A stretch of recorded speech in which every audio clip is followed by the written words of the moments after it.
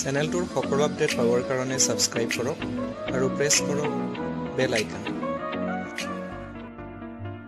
ভিডিঅ'টিৰ জৰিয়তে জানিম আমি অশুদ্ধি ক্ৰুটিৰ বিষয়ে, impurity defects। তো ইয়াতে দিয়া আছে আয়নীয় স্ফটিকৰ লেটিছ স্থানত বা অন্তৰ্বৰ্তী স্থানত কোনো বাহিৰা আয়ন অধিকৃত হৈ থাকিলে উৎপন্ন হোৱা ক্ৰুটিক অশুদ্ধি ক্ৰুটি বোলে। ডেফিনিশ্যনটো ধুনীয়াকৈ বুজাই দিয়া আছে, তথাপিও আমি এটা উদাহৰণ লৈ পেলাই জানিবলৈ চেষ্টা কৰিম। উদাহৰণস্বৰূপে সামান্য SrCl2 ষ্ট্ৰনচিয়াম ক্লৰাইড যুক্ত গলিত NaClৰ স্ফটিকীকৰণ ঘটালে Na পজিটিভ আয়নৰ কিছুমান স্থান Sr2 পজিটিভ আয়নে অধিকাৰ কৰে।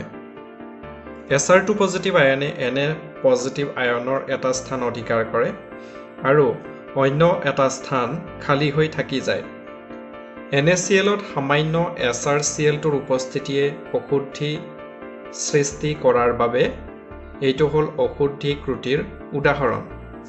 তাৰোপৰিও CdCl2 কেডমিয়াম ক্লৰাইড আৰু AgCl চিলভাৰ ক্লৰাইডৰ মিশ্ৰ হ'ল অশুদ্ধি ক্ৰুটিৰ উদাহৰণ। ইয়াতে ছবিৰ দ্বাৰা বুজোৱাৰ কাৰণে চেষ্টা কৰা হৈছে।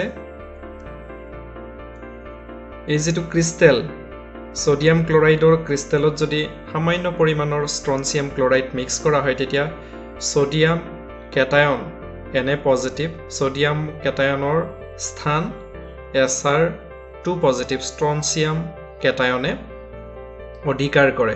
এতিয়া সোডিয়ামৰ চাৰ্জ কিমান? ইয়াতে 1+ এটা, ষ্ট্ৰনচিয়ামৰ চাৰ্জ কিমান আছে? 2 পজিটিভ। তেনে ক্ষেত্ৰত গোটেই যিটো ক্ৰিষ্টেলটোক উদাসীন কৰিবৰ কাৰণে, নিউট্ৰেলাইজ কৰিবৰ কাৰণে এটা ষ্ট্ৰনচিয়াম কেটায়নে এটা সোডিয়াম কেটায়নৰ স্থান অধিকাৰ কৰে আৰু আনটো সোডিয়ামৰ যিটো স্থান সেইটো খালী হৈ থাকে আৰু গোটেই ক্ৰিষ্টেলটো নিউট্ৰেলাইজ হৈ থাকে। ইয়াতে দুটা পজিটিভ আছে, সোডিয়ামৰ এটা পজিটিভ আছিলে, তো এটা ষ্ট্ৰনচিয়ামত দুটা পজিটিভ থকাৰ কাৰণে দুটা সোডিয়াম কেটায়ন নাথাকিলেও এইটো গোটেই ক্ৰিষ্টেলটো নিউট্ৰেলাইজ হৈ থাকিব, উদাসীন হৈ থাকিব, কাৰণ ইয়াৰ পজিটিভ চাৰ্জ 2 আছিলে। গতিকে Na পজিটিভৰ স্থান এটা ষ্ট্ৰনচিয়ামে অধিকাৰ কৰিলে আন এটা Na পজিটিভৰ স্থান খালী হৈ থাকিব, কাৰণ দুটা Na পজিটিভৰ পৰাহে দুটা পজিটিভ চাৰ্জ পোৱা যায় আৰু এটা ষ্ট্ৰনচিয়ামে সেই স্থানটো এটা সোডিয়ামৰ স্থান অধিকাৰ কৰে আৰু আনটো খালী হৈ থাকে। তো এইখিনি আছিলে অশুদ্ধি ক্ৰুটিৰ বিষয়ে।